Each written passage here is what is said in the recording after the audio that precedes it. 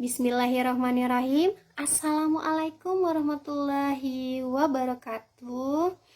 Bertemu lagi dengan Ibu Desi. Gimana kabarnya hari ini? Semoga sehat selalu ya dan selalu dalam lindungan Allah Subhanahu wa taala. Nah, hari ini Bu Desi akan sedikit menjelaskan tentang struktur dan ciri-ciri teks prosedur. Nah, sebelumnya sudah Ibu jelaskan kan tentang pengertian teks prosedur, bagaimana teks prosedur itu, contoh-contohnya seperti apa. Nah, hari ini Bu Desi sedikit menjelaskan tentang struktur dan ciri-ciri.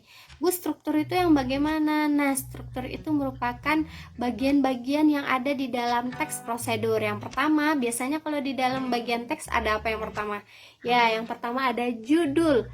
Nah, judul yang biasanya paling atas, yang biasanya ditebalkan hurufnya dan menggunakan huruf kapital. Contohnya kalau di dalam teks prosedur yang pertama ada judul membuat angklung atau langkah-langkah mencuci tangan yang baik. Nah, itu biasanya ada di perkatanya ada huruf kapital dan hurufnya dan kalimatnya dibulatkan. Nah, itu ada judul. Jadi dia menjelaskan tentang apa yang akan diceritakan di dalam teks prosedur, tentang langkah-langkahnya apa. Nah, di atas kita bisa melihatnya. Dari judulnya kita bisa melihat. Yang kedua ada tujuan. Nah, tujuan itu tujuan itu biasanya dia merupakan kata pengantar dari teks prosedur. Nah, tujuan ini biasanya kalau kalian di dalam teks prosedurnya misalnya langkah-langkah dalam melakukan sesuatu biasanya ada tujuannya. Kalau membuat tidak ada. Kalau misalnya langkah-langkah membuat sesuatu biasanya ada. Tujuan ini menjelaskan tentang melakukan sesuatu itu tujuannya untuk apa. Misalnya langkah-langkah mencuci tangan dengan baik. Nah, misalnya tujuannya untuk mengurangi penyebaran virus COVID-19 seperti itu. Nah, yang ketiga ada alat dan bahan. Nah, ini biasanya di bagian-bagian ini biasanya ada di dalam cara membuat sesuatu. Atau misalnya kalian membuat mie goreng, misalnya seperti itu. Nah, biasanya ada alat dan bahannya, misalnya alatnya panci, bahannya misalnya mie, bumbu seperti itu. Biasanya ada alat dan bahan. Nah, yang terakhir ada tahapan atau langkah-langkah. Nah, di dalam teks prosedur biasanya tahapan atau langkah-langkahnya dia menggunakan urutan atau penomoran. Nah, di dalam urutan atau penomoran itu biasanya di dalam tahapan atau langkah-langkahnya itu juga ada kalimat-kalimat yang menunjukkan kalimat perintah.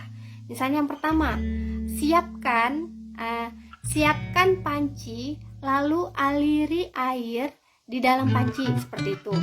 Lalu nyalakan kompor dan tunggu sampai 5 menit. Nah, seperti itu. Nah, biasanya dia ada seperti itu. Itu termaksud dalam tahapan atau langkah-langkah. Nah, setelah ini Bu akan menjelaskan sedikit tentang ciri-ciri teks prosedur. Nah, ciri-ciri yang pertama sama seperti struktur. Kalau ciri di dalam struktur tuh ada ciri-cirinya, sudah Ibu jelaskan tadi 1, 2, 3, 4. Nah, Ibu akan jelaskan sedikit tentang ciri-cirinya lebih mendetail. Yang pertama menggunakan urutan atau penomoran. Nah, seperti tadi tahapan atau langkah-langkah yang menggunakan urutan penomoran di dalam teks prosedur dia harus menggunakan urutan atau penomoran. Kenapa? Karena kalau dia tidak menggunakan urutan atau penomoran, dia bukan namanya teks prosedur tapi tips. Nah, kalau sedangkan di dalam teks prosedur dia berurut. Kalau tidak berurut, misalnya tidak akan tujuannya akan tercapai. Misalnya menggunakan langkah-langkah mencuci tangan dengan baik. Kalau misalnya yang pertama biasanya kita aliri air dulu terus dikasih sabun, atau misalnya dibersihkan, masa kita harus langsung beri sabun? Kan tidak, harus dicuci dulu tangannya seperti itu. Nah, kalau misalnya dia tidak berurutan, maka tujuannya tidak akan tercapai. Nah, itu kuncinya di dalam teks prosedur. Nah, yang kedua menggunakan kalimat yang menunjukkan perintah. Nah, seperti yang Ibu Desi jelaskan tadi, contohnya ambilkan, tiriskan, aduk. Nah, kalau misalnya dia menggunakan kalimat perintah, biasanya dia menggunakan akhiran i dan akhiran kan. Nah, akhiran i misalnya akhiran aliri air ke dalam panci. Nah, itu kan oh iya, ternyata kita disuruh mengalirkan air ke dalam panci. Misalnya itu akhiran i. Kalau misalnya akhiran kan, campurkan mie ke dalam air yang telah dimasak. Nah, contohnya seperti itu. Berarti dia menggunakan biasanya menggunakan kata-kata kerja tetapi ditambahkan akhiran i, atau kan mengapa Bu harus ditambahin akhiran i dan akhiran kan? Karena kalau hanya kata kerja saja biasanya ada beberapa kata yang cocok, kata-kata kalimat-kalimat perintah yang cocok dia hanya menggunakan kata kerja saja, tidak ada akhiran i dan kan. Tetapi ada juga kata-kata yang dia tidak cocok, jadi sehingga kita yang mendengarkannya juga rancu. Contohnya kalau misalnya kata-katanya sudah cocok, contohnya aduk rata mie yang telah dimasukkan ke dalam panci. Nah, contohnya seperti itu. Nah, yang ketiga adalah kata atau kalimat yang menunjukkan kondisi atau keadaan. Nah, contohnya setelah adonan mengembang. Nah, kalian lihat sendiri bahwa di situ kenyataannya ternyata kalau misalnya kita sudah menjalankan prosedur atau langkah-langkahnya, misalnya tambahkan tepung, tambahkan air, nanti terus diaduk. Nah, setelah adonan mengembang, nah kita lihat apakah adonannya mengembang. Kalau misalnya adonannya tidak mengembang berarti tidak sesuai. Misalnya setelah adonan mengembang, nah kita lihat, oh ternyata adonannya mengembang.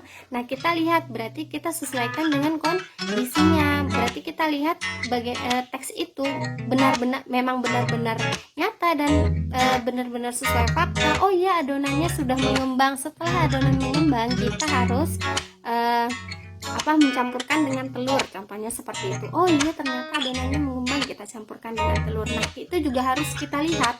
Oh iya, di dalam teks prosedur berarti harus ada kata-kata yang menunjukkan kondisi. Kalau misalnya tidak ada yang menunjukkan kondisi, berarti dia tidak termaksud dalam petunjuk dalam melakukan sesuatu. Nah, seperti itu teman-teman. Jadi ketika kita nanti membuat atau membaca tentang teks prosedur, kalian boleh loh dilihat, oh yang ini termaksud kata-kata perintah nih, oh yang ini termaksud penomoran nih, sesuai urutannya. Nah, seperti itu kan. Kalian juga kalau mau melakukan sesuatu biasanya kalian lihat kan di resep tipsnya, misalnya mau memasak mie spaghetti, misalnya mau masak spaghetti, oh iya ternyata pakai ini sesuai urutannya seperti ini. Contohnya seperti itu. Nah, itu saja yang bisa Ibu sampaikan. Kurang dan lebihnya Ibu mohon maaf. Jikalau ada pertanyaan atau ada pernyataan yang ingin kalian sampaikan, kalian boleh langsung WA ke Ibu atau kalian boleh langsung komunikasikan ke Ibu Desi. Kurang dan lebihnya Ibu mohon maaf. Wabillahi taufiq wal hidayah, waridul inayah. Wassalamualaikum warahmatullahi wabarakatuh. Tetap jaga kesehatan, jangan lupa cuci tangan dan selalu pakai masker. Dadah.